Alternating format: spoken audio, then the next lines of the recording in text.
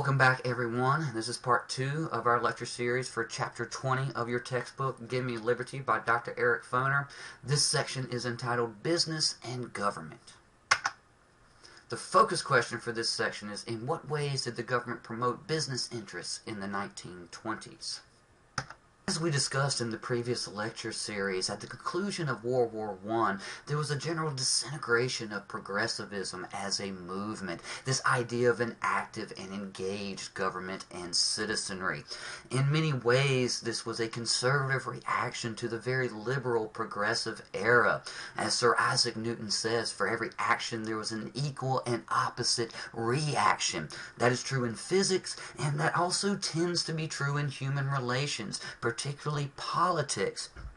This conservative swing was also fueled by those fears of radicalism, socialism, and communism invoked by World War I, and those fears continued into the 1920s. In place of this idea of an active and engaged citizenry in particular, some people concluded that most voters were incapable of making informed decisions about modern problems, that modern society, the industrial age, was just too complex for the average everyday American citizen to even understand, much less make informed decisions about.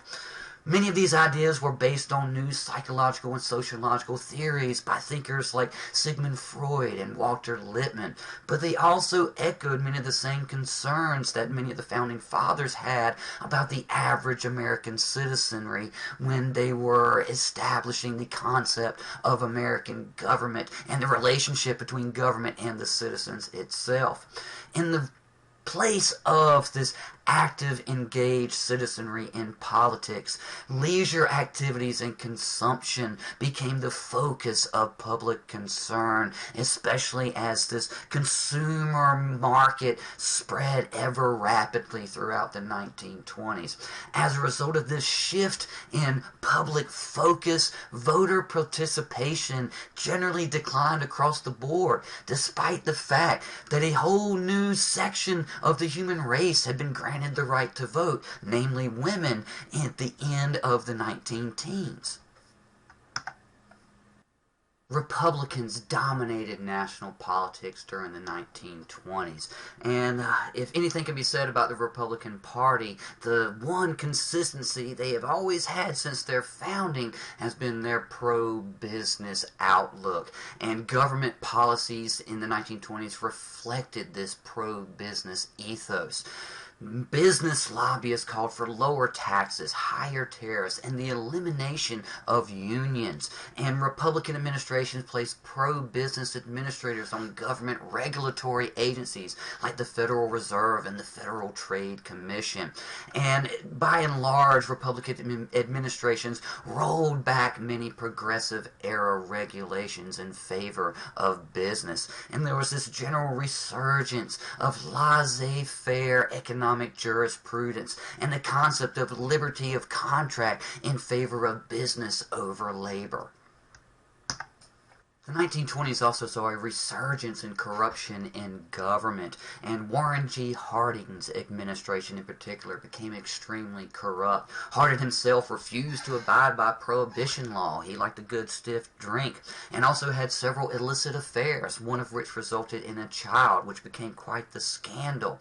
Many in his administration were also caught accepting bribes from business interests.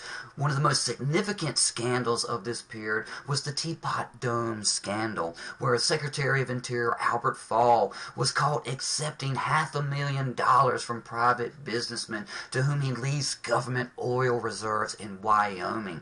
This created quite the sensation, and Fall became the first cabinet member in history to be convicted of a felony.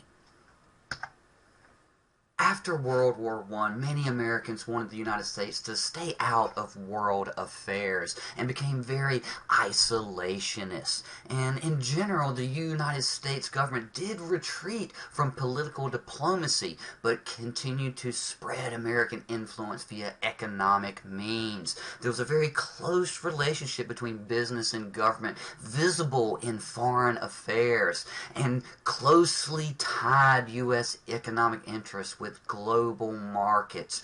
There were unilateral American actions to increase exports and investment opportunities, and bankers extended loans to European and Latin American governments, further tying American economic interests with foreign powers.